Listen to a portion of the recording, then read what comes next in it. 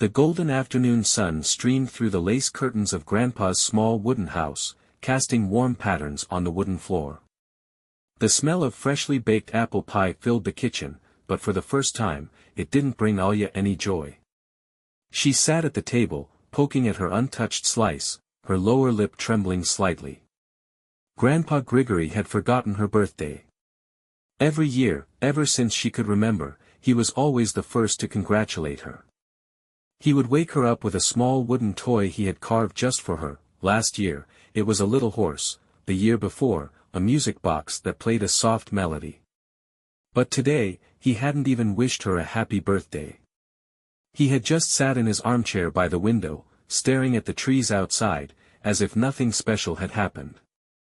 Alya's parents had tried to cheer her up with gifts and a birthday cake, but her heart ached. Grandpa wasn't just forgetful, he was forgetting her. "Sweetheart, Grandpa didn't mean to forget," her mother, Anna, said gently, kneeling beside her.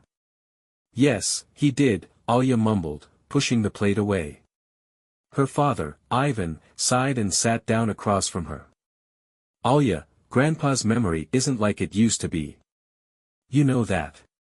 He loves you very much, but sometimes his mind loses things." Alya folded her arms. "But not my birthday. He always remembers."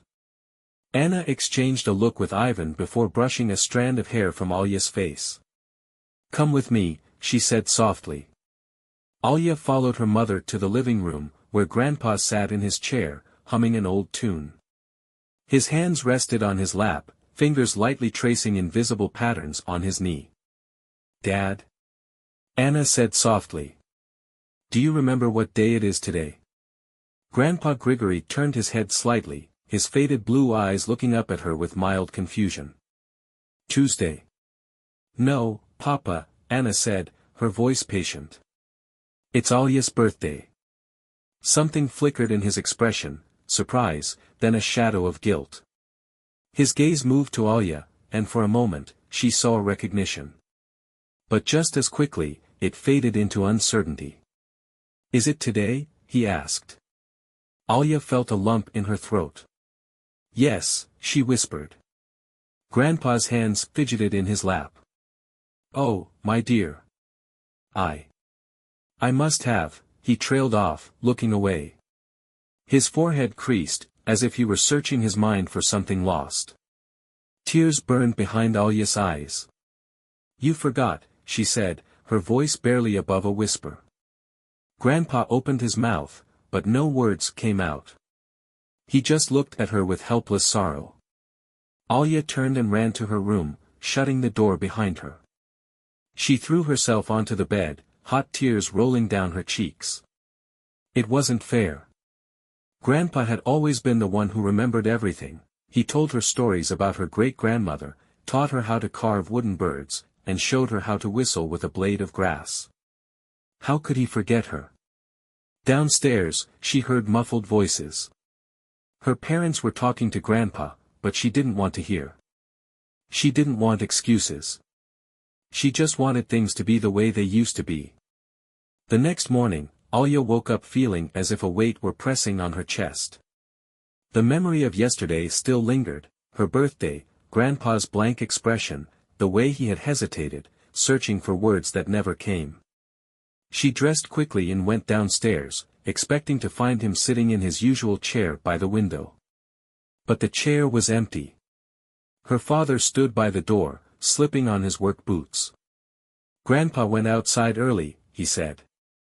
"Said he had something to do." Alya frowned. It wasn't like Grandpa to go out before breakfast. She grabbed a piece of bread and stepped outside. The air smelled of damp earth and pine trees, fresh from last night's rain. She spotted Grandpa near the edge of the yard, his hands busy with something on the old oak tree. Curious, she approached. Grandpa was hammering a wooden beam onto two sturdy branches. Another beam rested on the ground beside him. His hands, though slower than they once were, moved with care, securing the pieces together. It took Alya a moment to understand what he was doing. "A tree house," she whispered. Grandpa startled at her voice and turned to face her. A sheepish smile played on his lips. "Ah, you caught me," he said, wiping sweat from his brow. Alya's heart clenched. She had told him about her dream of a treehouse months ago, but it had always seemed impossible. The tree was too big, the work too hard. Yet here he was, struggling to build it with his trembling hands. "You remembered?" she asked, stepping closer. Grandpa nodded slowly. "Not yesterday. But this morning. I woke up and I knew. I had to do something." His voice wavered, as if he feared the words might slip away like everything else. Alya looked at the half-built platform. The beams weren't perfectly aligned, and the nails stuck out in places, but it was there. It was real. She bit her lip. "Can I help?" Grandpa's smile grew wider. "Of course, my little carpenter." She climbed onto the first branch and held the next beam in place while Grandpa hammered.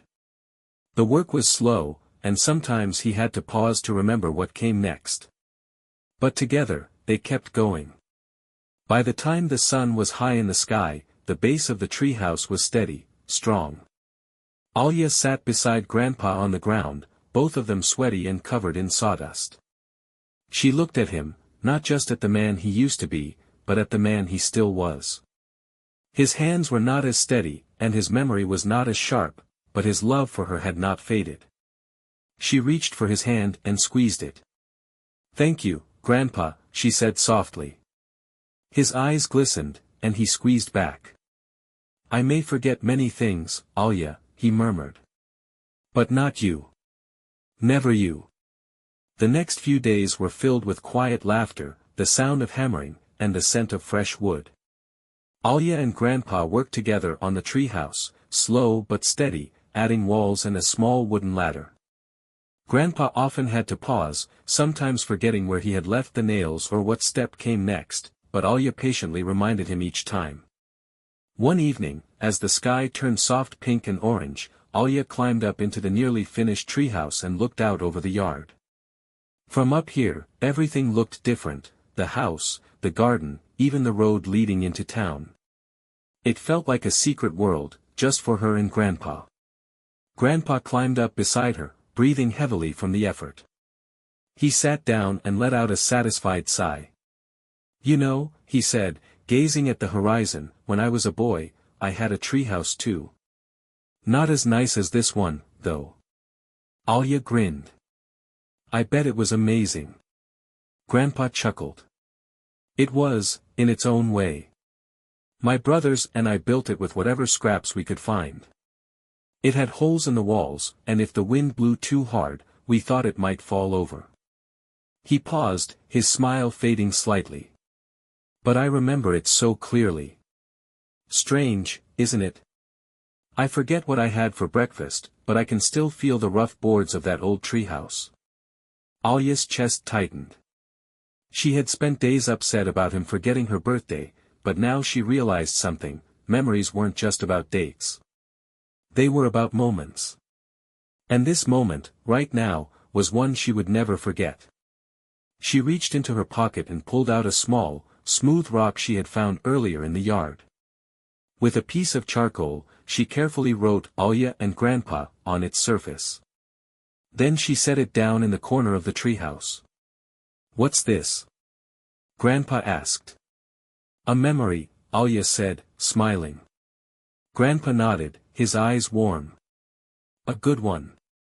They sat together in peaceful silence as the last light of day faded, the treehouse standing strong above them. And even if Grandpa forgot this moment one day, Alya knew it would always stay with her. Forever.